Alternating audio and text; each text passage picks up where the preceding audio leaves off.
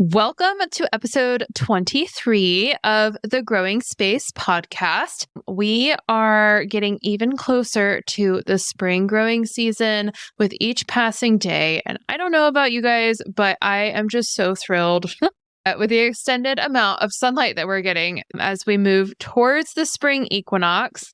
In this week's episode of the Growing Space podcast, I am going to share with you how to grow $1,000 worth of produce on your patio in a year. But I have some tips and recommendations for you for how to maximize the earning potential, if you will, of your growing space and your investment, your time, your energy into getting $1,000 worth of produce from your patio. So this is the perfect time to get started and start this investment and gain those returns for this year. Let's go ahead and jump right in. Welcome to the Growing Space podcast. I'm your host, Farmer Erin, owner of the Patio Farmer, and I believe that no matter what size space you have, you can grow food at home. Tune in every Tuesday as I share my best tips, tricks, and encouragement for tending to homegrown edible plants. I'm here to support your food growing journey.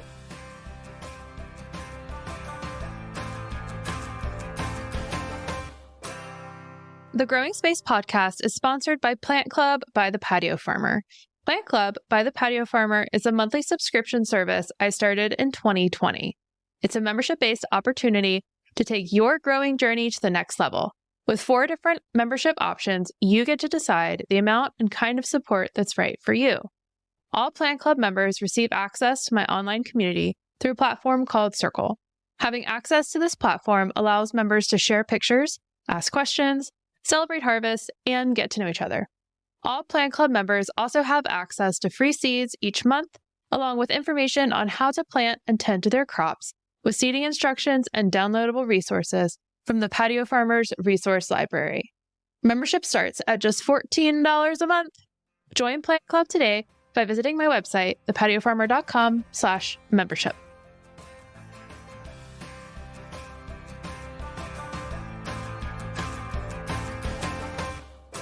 So we are going to spend the bulk of today's episode talking about how to grow $1,000 worth of produce on your patio this year. But before we jump into that, I do just want to give a quick little reminder for my masterclass that's going to go live later this spring called the 6 S's to Success. I mentioned this in last week's podcast and just wanted to give you another little reminder here to be sure that you join the waitlist. So I will put the link in today's show notes to join the waitlist for my masterclass, the 6 S's to Success, which will go live on the first day of spring. Again, that is March 19th. And in this masterclass, you are going to get my full download, my full mental download of information about the 6 different components, the 6 key components for being successful in growing food at home. I am just so excited to share this with you. Also, by joining the waitlist, you'll receive a special invitation to a pre-launch event that I have planned virtually on Monday, March 18th. So that's the last day of winter officially. So together we will close the door on a previous season and open the door to a brand new season and a brand new opportunity to learn more about growing food at home. So again, I will put the link to my website with information all about this new masterclass that I'm working on. So I have another really exciting announcement to share with you all in today's episode, but I am going to wait and share that at the end of today's episode, and I can't wait to share it with you. So be sure to listen to this entire episode and tune in for those super special announcements right at the end of today's show. Okay, so jumping in, talking about how to grow $1,000 worth of produce on your patio this year. Now, as the patio farmer, you would assume that most of my clients grow food in containers in small spaces. I would say less than a third of my clients grow primarily or strictly in containers. So on the whole, most of my clients are growing in raised beds in their backyard and or have a collection of containers on their deck, on their patio, that they are also using to produce food. And as the patio farmer, I do believe that no matter what size space you have, you can grow food at home. This episode is really going to speak to those who have a small space and they're trying to maximize what all they're able to grow in a year. I do just want to share a couple of parameters that I'm going to put on today's episode, okay? The first being, and this is particularly for those who are brand new to the Growing Space podcast. Hello, so glad that you're here. But I am based in Charlotte, North Carolina. So I'm in the southeastern United States. And here in Charlotte, we are in the hardiness zone 8A. If you're unfamiliar with what the plant hardiness zone map is, it's a publication put out by the USDA, and it really helps to dictate what time, what crops you can grow during what time of year based on your geography. So I will put a link in the show notes to the USDA hardiness zone map, and you can check what your own hardiness zone is, and then you can take this content and modify accordingly based off of where you're growing. And if you ever have any questions about how to do that, how to modify what I am sharing with you for the zone that you're growing in, feel free to reach out to me. I will also drop my contact information in the show notes for today's episode as well. So that's the first kind of disclaimer or reference point for today's episode, is that I am, factoring in my nice, warm, mild, southern United States climate into this plan for growing $1,000 worth of produce on your patio. Now, the second kind of disclaimer or point of reference that I would like to call out is, if you are starting from scratch this spring with growing food at home, you are going to have an initial investment to setting up your growing space. So this episode talking about earning or growing $1,000 worth of produce, this is strictly speaking to the value of your harvest. I don't want you to think that by me sharing this information with you, that you are necessarily going to save $1,000 this year on your overall grocery bill. Instead, I'm going to show you the value in which your vegetables, your herbs, your homegrown food is going to bring you and your household this year. You will have an initial investment to get set up. And I will put in today's show notes some different recommendations for the containers and the materials that I'm going to be referencing throughout today's show. If you are, starting a brand new space this spring, I wouldn't be surprised if you spend $1,000 this year on the materials that you need to grow the things that I'm going to tell you are worth $1,000 in your harvested value. If you are starting this year, think of your materials and your initial setup as an investment in your space. So this year you might break even, quote unquote. I'm doing air quotes, which you can't see, but I'm doing air quotes. You might break even in terms of how much you invest initially and the value that you harvest from your space. And then next year, when you go to plant, if you follow the same strategy or blueprint for growing, then you are going to have a much higher net, right? You're going to have a higher value or maybe a higher return. Maybe that's the better way of thinking about this. You will have a higher return on your growing space each subsequent season that you grow food. So it really is an initial investment, and then that investment is going to reap tons of rewards for you in the seasons and years to come.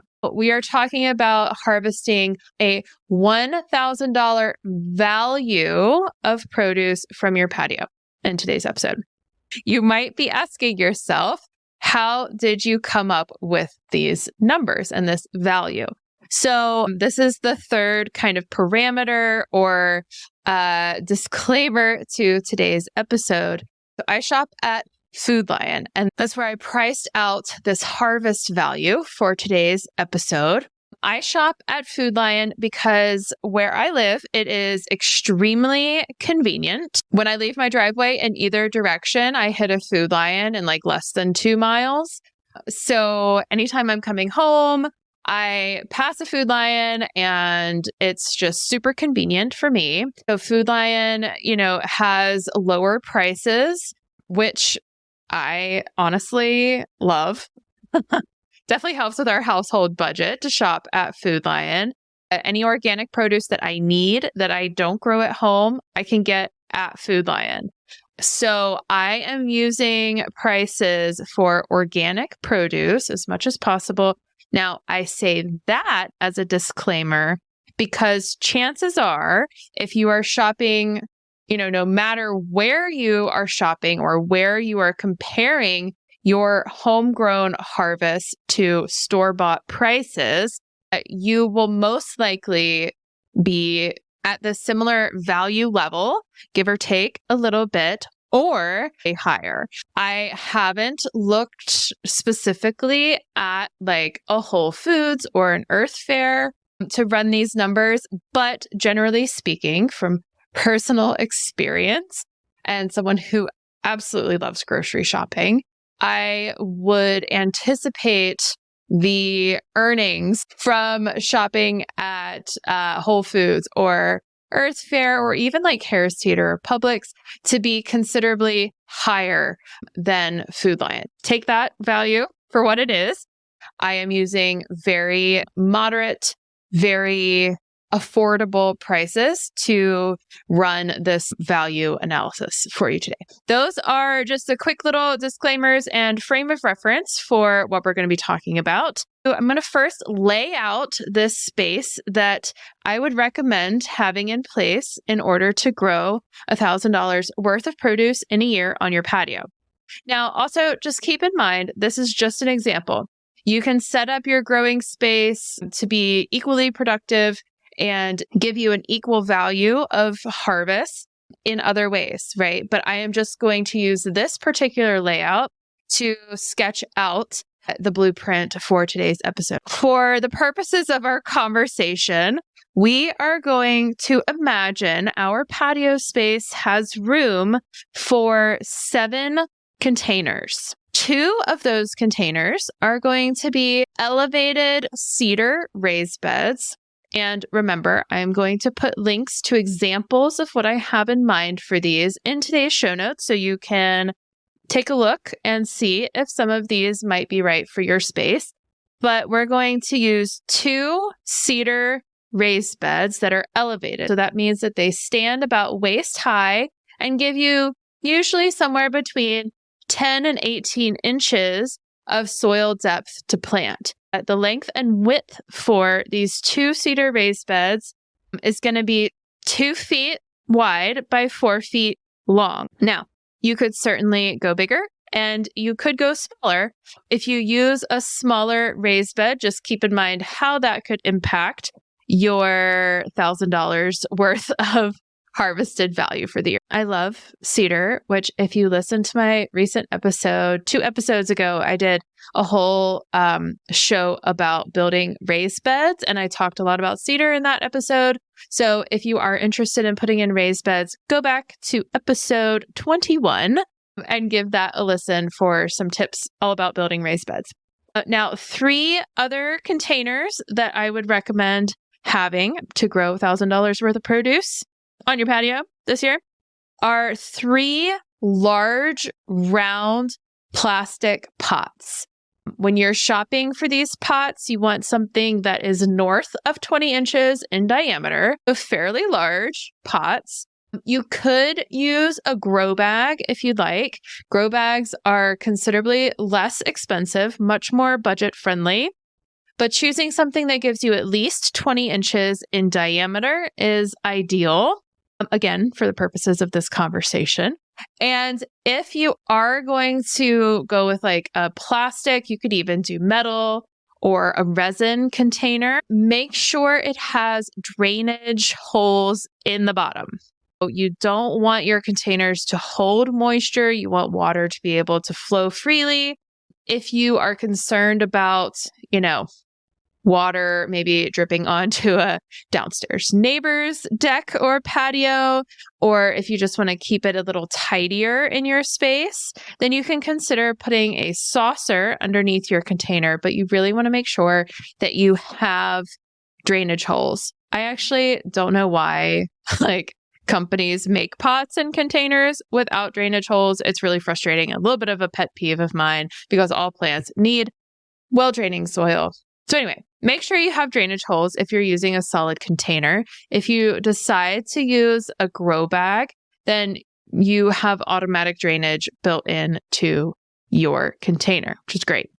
And then this will kind of depend on your space, but 2 24-inch long railing box planters. You can find railing box planters that sit on a 4-inch railing, a 6-inch railing.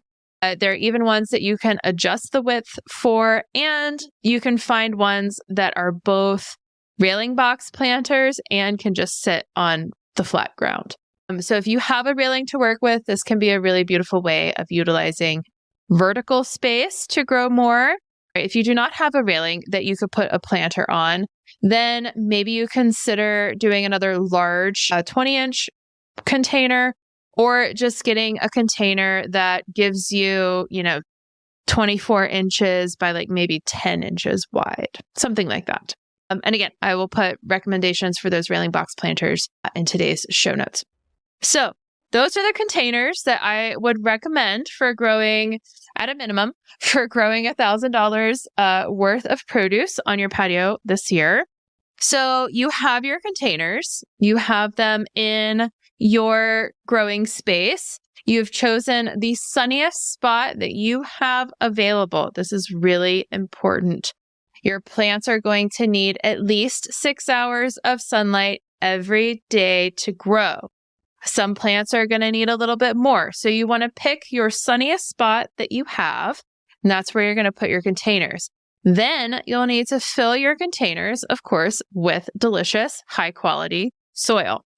And the soil that you use, it's really important that it is a potting soil, a potting mix.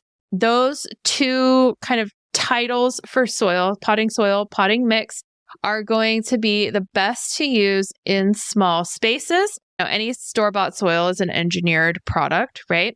And potting soil and potting mix are engineered with specific ingredients to help support your plants grow and to help increase drainage, airflow for your plants' root systems. So making sure that you use a potting soil or a potting mix. My 2 favorite soil companies, actually, I'll name 3 favorite soil companies. One is a company that's actually out of California. This is my all-time favorite potting soil ever. And it's produced by a company called Fox Farm. I will put the link in the show notes, don't worry. But Fox Farm makes a delicious potting soil called Happy Frog.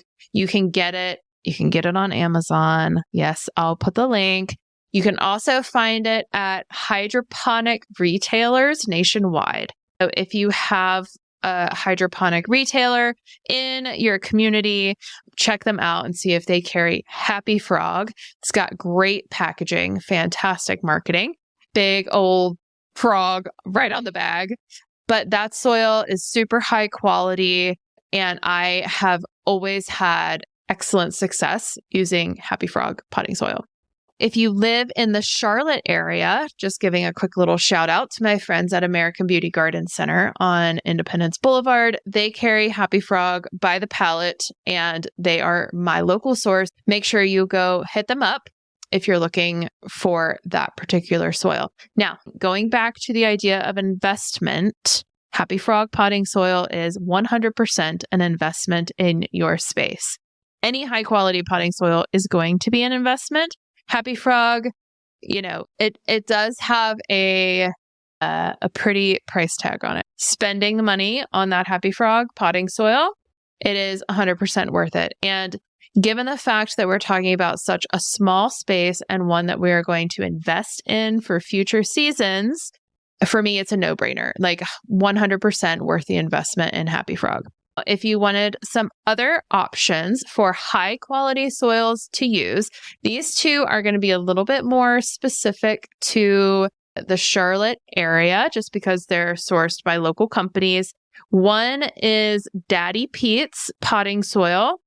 They are a local soil company that is based in Stony Point, which is kind of close to Statesville, I think just a little west of Statesville. And you can find Daddy Pete's pretty readily at most small independent garden centers, nurseries in the Charlotte area. So Daddy Pete's is great to use. I use them whenever I'm not using Happy Frog. I use Daddy Pete's and I go through a lot of soil. So I use a lot of both of these soils throughout the year. But Daddy Pete's tends to be a little bit more accessible in terms of pricing, and it's a great product. Another soil that I would recommend you using is from Super Sod, and the soil is Soil 3, or sometimes people call it Soil Cubed. And usually this is sold as like bulk soil, like you would buy a whole yard of soil at a time. You certainly do not need a cubic yard of soil if you are growing on your patio, but they have started selling Soil 3 by the cubic foot. So you can get smaller quantities. Just check out their website, which of course I will link that in the show notes. Here's a quick little tip for when you're trying to calculate your soil volume. You want to take the dimensions of your space, your container, your raised bed, and you want to get your dimensions in feet first. Just think about that. Feet first when calculating your soil volume. Convert all of your inches, or if you have centimeters for whatever reason, convert those to feet, and then do your length times width times height calculation for volume. Then you will have the amount of cubic feet needed to fill your container. The 2x4 elevated raised beds most likely are going to need 8 cubic feet or 4 large bags of soil. If you go with Soil 3, you'll need 8 1 cubic foot bags of soil to fill one of those raised beds. You can easily figure out, depending on your space and depending on what, size setup you want to go with, how much you can expect to spend on soil. So once you have your containers, so those are the containers and some quick soil recommendations that I would offer you as you are preparing to earn, or as you are preparing to grow $1,000 worth of produce on your patio this year. Now, another thing to call out before we get into the numbers, we are going to use every inch of this space to grow $1,000 worth of produce this year. Because of that, we want to plant as early as possible for each season. We are going to plant this space 3 times this year. We are going to plant in the spring, we're going to plant in the summer, and we're going to plant in the fall. We want to plant this space for spring in early March. And then we want to transition this space from spring veggies to summer veggies in early May through June. We have a little bit of flexibility, a little bit more flexibility there. And then we want to transition this space from summer vegetables to fall vegetables in early September. So think like Labor Day. Now, our fall vegetables and herbs are going to be able to grow through September through the end of the year and even through early March of the following year, which is when we would transition to spring veggies again. So that's the timing. That's kind of, the schedule of when things should be planted. Let's meet the crops that we're going to grow. So the crops that I chose for today's episode were chosen very carefully. These are all vegetables and herbs and fruits that you can either harvest from the same plant over and over again, or you get one harvest per plant, but that plant does not require a whole lot of time to grow. It's a faster plant to mature. So I really chose these crops keeping in mind seasonality and space and how frequently you would be able to harvest them. So here in Zone 8A, we are able to grow pretty much year round, and we have 2 cool seasons. So spring and fall, we can grow cool season vegetables. So those are going to be leafy greens, root vegetables, and herbs. So for the purposes of this episode, I am keeping those spring and fall veggies the same. You can totally switch things up if you would like. You can grow different things. But for a small space, such as a patio, these spring and fall veggies are going to give you the most bang for your buck, which is really what we're after for today's episode. Okay, so let's just go through this space as I have described it, our containers. So I'll tell you which crops I have in mind for each container throughout the year and how many times I would anticipate being able to harvest from the plants growing in each container throughout the year. And I will put the value according to my research and what I have found from shopping at Food Lion. I will associate the dollar value to that crop and that number of harvests for the year. We're going to start with those elevated raised beds, those 2 foot by 4 foot cedar raised beds. Now, the first one, I would recommend planting the first one with all perennial herbs. So that's our first crop. Perennial herbs, you could choose things like rosemary, sage, thyme, chives, garlic chives, oregano, lavender. All of those herbs are perennials, meaning that they are either evergreen or will continue to grow for you throughout the year. Perennial plants also like to take up whatever size space you give them. So it's good to keep them all together in one space. I would also anticipate that once you plant these herbs in the spring, you'll need to give them maybe 6 weeks. So you want to make sure you give your plants some time to get established and start growing. So once your plants are maybe, 12 to 18 inches tall, then you can start harvesting from them. So that takes a little bit of time. No pun intended, right? Sorry, it's too easy. So I would anticipate once these herbs are established that you would be able to harvest 40 weeks of the year at least twice. Or you could think of this as harvesting 2 small clamshells worth of herbs. Like if you think about the clamshells of perennial herbs that are available in the produce section, I would anticipate being able to harvest 2 clamshells worth of perennial herbs per week once they're established. Now, at Food Lion, one of those clamshells is $2.50 a pop. So that right there saves you $5 per week if you're harvesting those fresh herbs. So if we have 40 weeks a year where we're able to harvest 2 clamshells of herbs from one raised bed, and those clamshells are valued at $2.50, then that is, over the course of a year, $200 worth of produce right there. So with our first raised bed, we are a fifth of the way to $1,000 just with our perennial herbs. Isn't that crazy? So if you like to cook at home and you like to use fresh herbs, stop buying them from the store. Get you a raised bed, plant you some perennial herbs. So your second elevated raised bed, that's 2 feet by 4 feet, I have slated for the spring and fall to plant lettuce, specifically leaf lettuce, like that gourmet salad mix that you're used to buying in the grocery store, also in clamshells. I would plant that whole second elevated raised bed in leaf lettuce. Now, leaf lettuce is a cut and come again variety of lettuce that gives you small leaves that you can use in salads and to go along with any meals.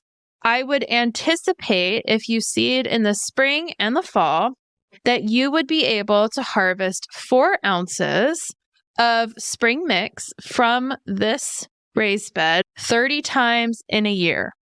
And at Food Lion, 4 ounces of organic salad mix, lettuce mix, is $3 a pop. Over the course of a year, if you harvest, 4 ounces of lettuce 30 times at $3 per container or $3 per 4 ounces, you are going to grow $90 worth of lettuce in that space. Once your lettuce is done growing in the spring, you can transition that same space to growing zucchini and cucumber. I would plant 2 zucchini plants and 2 cucumber plants in that same space. And when you plant, you want to plant at a diagonal. So you're really able to give your zucchini and cucumber as much space as possible within that raised bed. That will help with increasing ventilation and access to sunlight throughout the summer season, which will help keep your plants nice and happy and healthy and productive.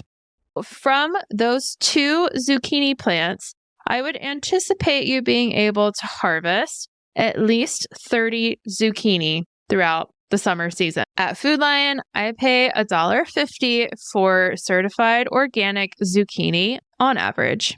That would earn you, or you would be able to grow $45 worth of zucchini with 2 plants in that elevated raised bed. With cucumber, if you choose a seedless, like European or Asian variety of cucumber to plant, those for me at Food Lion usually run $2.60 a piece. For the seedless, the fancy thin skin cucumber, I would anticipate with 2 plants that you would be able to harvest at least 30 cucumbers in total for the summer season.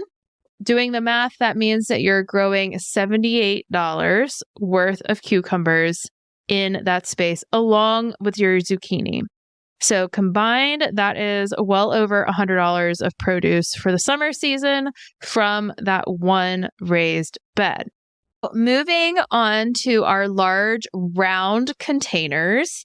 One I would have totally planted in spinach for spring and fall. So with planting spinach in a large space, like a 20-inch diameter pot, twice a year, so in the spring and fall, I would anticipate you being able to harvest 5 ounces of spinach leaves or a clamshell worth of spinach leaves 20 times throughout the year. You would likely get more harvest from your spinach in the fall season than the spring. I will give you that little disclaimer. And 5 ounces of spinach leaves, again, organic spinach leaves at Food Lion cost me $4 for a clamshell container. $4 times 20 times is $80 worth of spinach from a large pot per year. Another one you can plant with kale. So I would choose like a lacinato kale or green curly kale, any variety of kale. And in a 20-inch pot, you probably have room for 3 kale plants. And again, this would be spring and fall. And again, in the fall, you will get more kale. You'll get more volume off of your kale plants than in the spring. And I would anticipate that with those plants, you would be able to harvest 40 bunches of kale throughout the year from that space. And using trusty old Food Lion, I typically spend $3.75 on a bunch of kale. So, we're talking like, I don't know, 7 to 10 full-size leaves, I spend $3.75. So over the course of a year, that is going to yield $150 worth of kale for you from that space. Then in the third large 20-inch pot, I would plant all radishes. And radishes are a beautiful little root vegetable that are here in Zone 8A. We can pretty much grow these year round, and they're super fast to grow. So radishes once they germinate, which happens usually in less than a week, radishes will mature. They'll be of harvest size in a month. Less than 30 days, you'll be able to harvest your radishes once they sprout. Just keep radishes perpetually planted in your space, because 1 6-ounce bunch of radishes, which, probably is 6 to 8 radishes, depending on the variety that you're going for, is $2 at the grocery store. And if you have the ability to harvest a total of 40 bunches of radish in a year, which when you think about it is really not that much, you can grow $80 worth of radish in your space, in this space, okay, on your patio. Now, in that same container, when you're ready to transition to summer vegetables, I would put in pepper plants, like mini peppers, like lunchbox peppers, like the cute, colorful bags of peppers that you buy in the grocery store for $3.50. I would plant 3 pepper plants in that large container. I would anticipate you being able to harvest about 10 bags of those from those plants in a year. And in doing so, you will have grown $35 worth of peppers in that pot. In those 2 other containers, going back to our 2 larger containers, one with spinach and one with kale for spring and fall, in those 2, I would plant cherry tomatoes and basil in the summertime. 1 cherry tomato plant per pot, and then 2 basil plants per pot. So across your 2 cherry tomato plants, I would anticipate you being able to harvest 12 ounces of tomatoes at a time over 12 weeks, or, 144 ounces of cherry tomatoes throughout the growing season. So at $5 per 12-ounce container, that means that you are growing $60 worth of cherry tomatoes across those 2 pots. With your 4 basil plants in total, I would anticipate you being able to harvest 1.5 ounces of fresh basil leaves at least 20 times throughout the summer growing season. And fresh basil at my grocery store is $5 for 1.5 ounces of basil. It's so crazy to think about these numbers. $5 for organic basil at Food Lion. And if you can grow that yourself and harvest it that many times in a year, then you have grown $100 worth of produce just in basil. Finally, we have those railing box planters that I mentioned, or the equivalent for your space if you don't have a railing box planter. In one of those railing box planters, I would plant parsley and green onion. I would plant probably 3 bunches of each one. And both of these herbs, vegetables, depending on how you look at them, are biennials, meaning they will flower in their second year of growing, which means that you get to harvest from them for the same plant for 2 whole years. Throughout the year, I would anticipate you being able to get from that space at least 24 bunches of both parsley and green onion. At my grocery store, each bunch of parsley, organic parsley, and green onion is $1.50.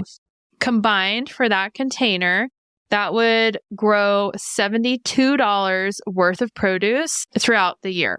That is, if you're only harvesting 24 bunches of both green onion and parsley. But I would bet money that you'll be harvesting more than that from that space throughout the year. And then the second railing box planter, in the spring, I would load that puppy up with cilantro, if you're a cilantro fan. If you're not a cilantro fan, then honestly, you could do one railing box planter of green onion and one of parsley. If planted in the spring and fall, I would anticipate that in a given year, you would be able to harvest 20 bunches of cilantro. And again, at that similar pricing of $1.50 per bunch, you are growing $30 worth of cilantro in one railing box planter. And then when your cilantro is done growing, you can transition that space either into growing radishes, so perpetuating your year of radish, or you can use that space to increase the amount of basil that you're able to grow to get you to growing $1,000 worth of produce on your patio. So I did the math and I tallied up all of these numbers and I got actually just over $1,000 when I added all of this up. So if you were to grow and reach these anticipated harvest goals and match that harvest quantity to how much you would spend if you shop at Food Lion, or really, honestly, if you shop at any grocery store, you would grow over $1,000 worth of produce on your patio in this space. Hoorah! Yay!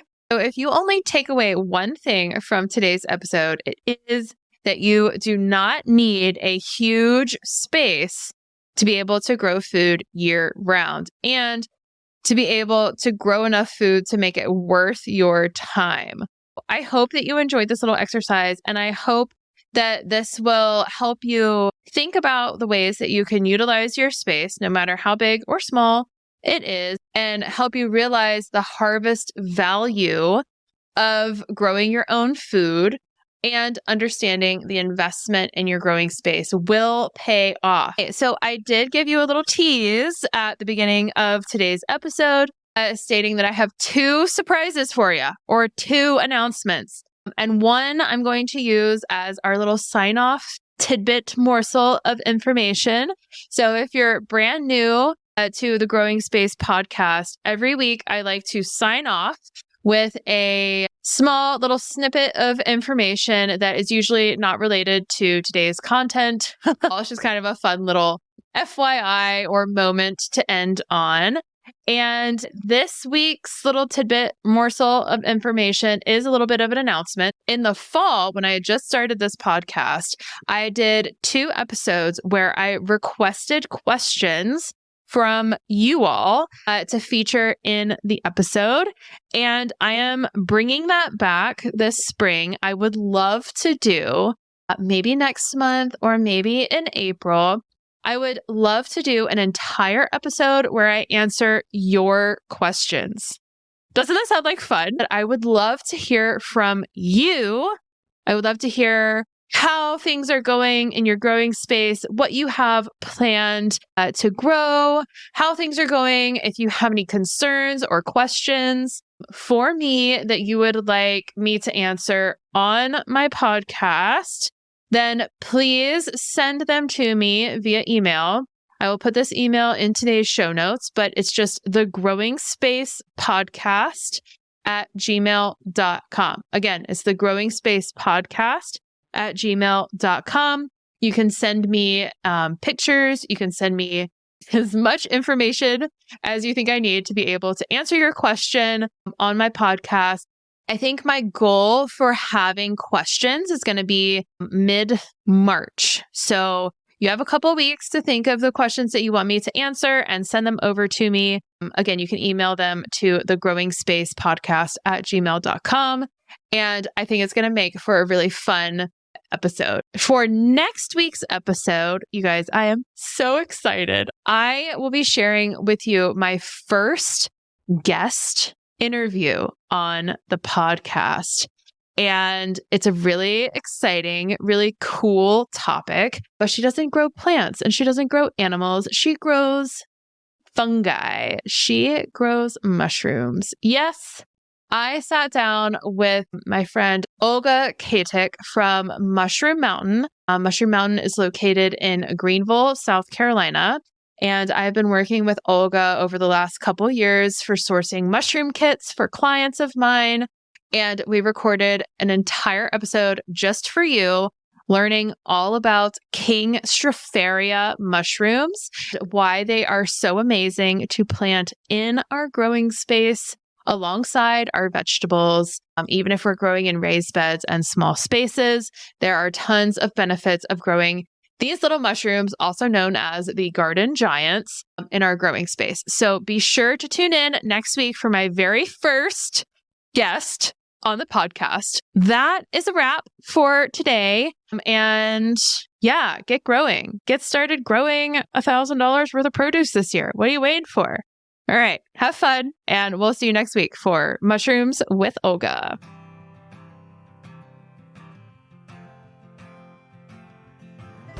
Thanks again for tuning into this week's episode of the Growing Space Podcast. I hope that you learned something new and that you were able to take this new information home with you and implement into your growing journey and into your growing space. As always, I am here to support you and your food growing journey. If you'd like to learn more about the different services and resources and membership programs that I run through the Patio Farmer, please check out my website, thepatiofarmer.com. You can also follow me on social media. I am on Facebook, Instagram, and oh my gosh, most recently, TikTok. Wow. I know. Here I am. Patio Farmer is on TikTok. It's very exciting. If you enjoyed today's episode, please give it a like or a rating or a review if you want.